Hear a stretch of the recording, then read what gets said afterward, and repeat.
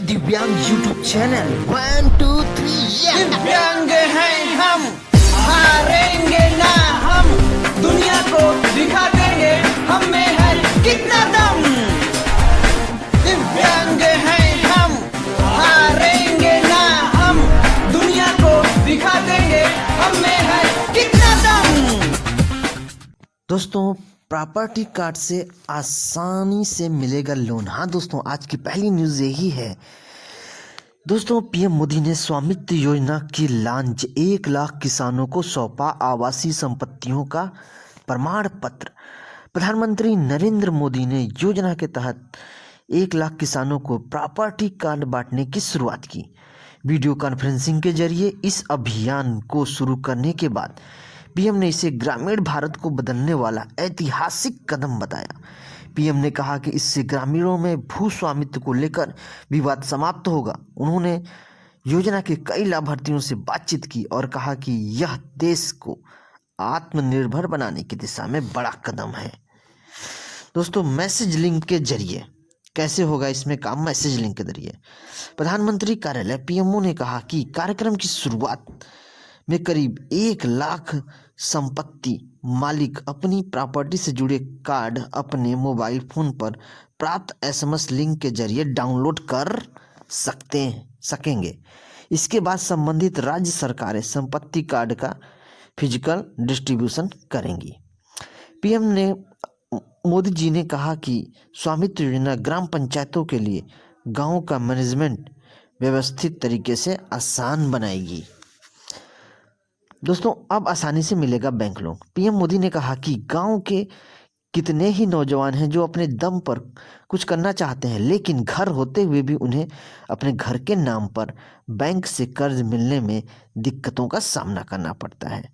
स्वामित्व योजना के तहत गांव के लोग अपनी जमीन व प्रॉपर्टी को वित्तीय पूंजी के तौर पर यूज कर सकेंगे, जिसके एवज में बैंक से कर्ज और अन्य लाभ उठा सकेंगे। उन्होंने बताया कि दुनिया भर के एक्सपर्ट ने इस पर जोर दिया है कि सभी स्वामित्व अधिकार देश के विकास में अहम भूमिका निभाएंगे। तो दोस्तों, रुख करते हैं अगली खबर की तरफ। दोस्तों, स्पेन के दिग्गज टेनिस स्टार राफेल नडाल ने एक बार फिर रोला गैरा की लाल बजरी पर खुद को किंग साबित करते हुए यहां रिकॉर्ड 13वां खिताब जीत लिया। हाँ दोस्तों, फ्रेंच ओपन का फाइनल 2020 जीत लिया है राफेल नडाल ने टॉप स्पीड सर्बिया के नोवाक जोकोविच को हराकर और रोजर फेडरर के 20 ग्रैंड स्लैम खिताब जीतने के रिकॉर्ड की बराबरी कर ली। यानी इन्होंने रोजर फेडरर के रिकॉर्ड को तोड़ दिया।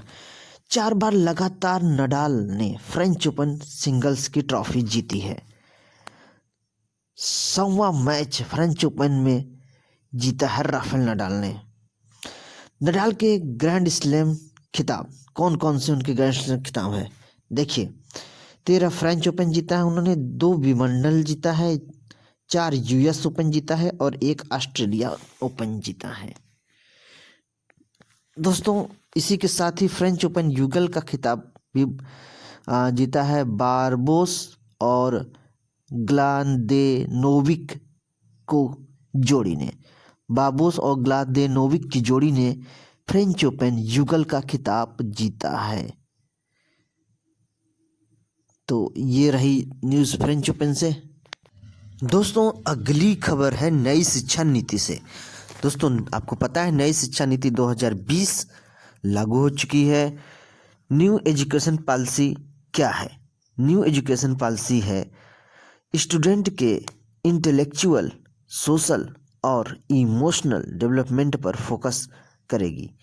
साथ ही युवाओं को उस राह पर ले जाएगी जहां न सिर्फ उनकी नॉलेज इन्हेंस होगी बल्कि उनकी जॉब स्किल में भी सुधार आएगा। दोस्तों, नई शिक्षा नीति, नेल्सन मंडेला ने कहा था कि शिक्षा दुनिया का सबसे शक्तिशाली हथियार है जिसे आप इसी दुनिया को बदलने के लिए इस्तेमाल कर सकते हैं। दोस्तों रुख करेंगे अगली खबर की तरफ।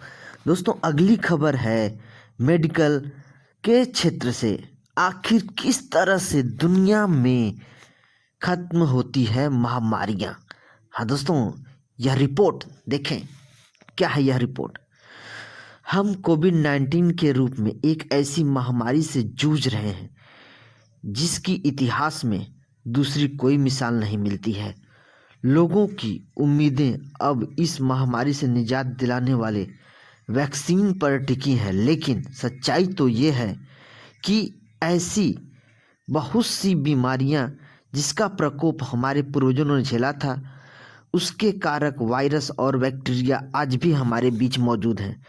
पुरानी महामारियों के बारे में स्टडी करने से अनुमान लगाया जा सकता है कि कोविड-19 के कहर के बाद हमारा भविष्य कैसा होने वाला है।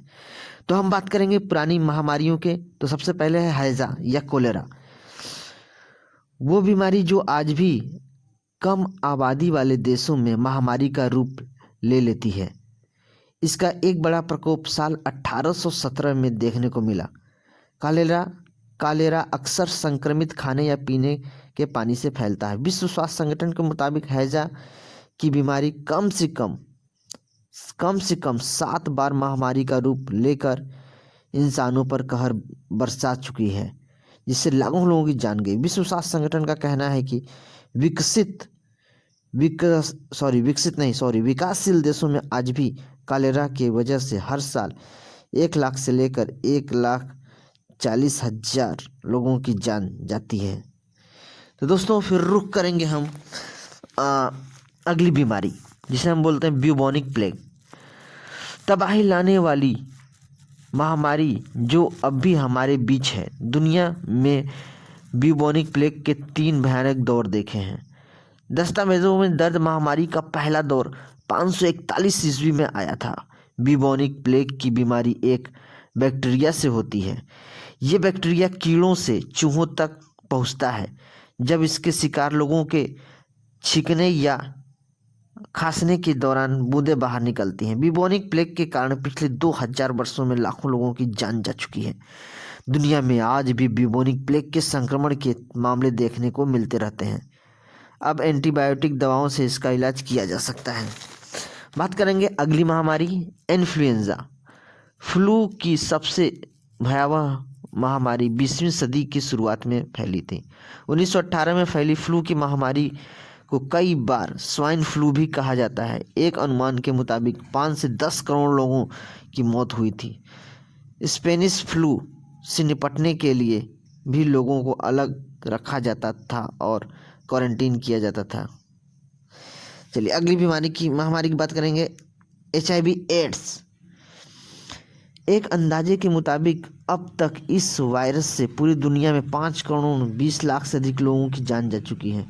विश्व स्तर पर इसके बचाव के लिए तमाम उपाय किए गए और लोगों को यौन संक्रमणों के बारे में बताया गया। ड्रग्स लेने वालों के लिए सुरक्षित इंजेक्शन उपलब्ध होने से इस वायरस से संक्रमण के मामले में कमी आई है। इसके बावजूद विश्व स्वास्थ्य संगठन के मुताबिक वर्ष 2019 में एड्स से लगभग 6,90,000 लोगों की जान गई थी। इस वायरस में अभी भी हजारों लोगों को हर साल मौत के घाट उतार रहा है। अगली हम वायरस की बात करेंगे या अगली चेचक।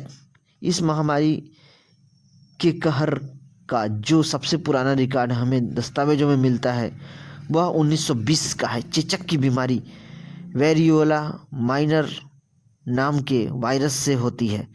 जब ये बीमारी अपने ऊपर स्तर पर पहुंचती है तो हर 10 संक्रमण लोगों में से 1 की जान ले लेती है। चेचक से कम 35 करोड़ लोगों की जान जा चुकी है, लेकिन अब तक इस बीमारी से किसी को निजात नहीं मिला है। मानवता के इतिहास में केवल चेचक ही बीमारी ही ऐसी रोग है जिस पर किसी दवा या वैक्सीन के जरिए पूरी तरह नियंत्रण पाया जा चुका है। तो दोस्तों ये रहा मेडिकल यानी स्वास्थ्य से संबंधित जानकारी। तो आप इसको और हाँ, ये चेचक का बीमारी वेरियोला माइनर नाम के वायरस से होता है। इसको ज़रूर याद रखिएगा। ये आपके किसी भी कंपटीशन की तैयारी के लिए बहुत ही बेहतर प्रश्न है, वेरियोला माइनर। अगला देखते हैं। तो दोस्तों आज की क्लास यहीं पर समाप्त होती है। आज की करंट अफेयर्स यहीं पर समाप्त होती है। जुड़े रहिएगा हमारे साथ। हमारे चैनल भारतीय दिव्यांग यूट्यूब चैनल को लाइक करिएगा, शेयर करिएगा, कमेंट करिएगा और हमारे चैनल भारतीय दिव्यांग यूट्यूब चैनल को सब्सक्राइब करिएगा। धन्यवाद।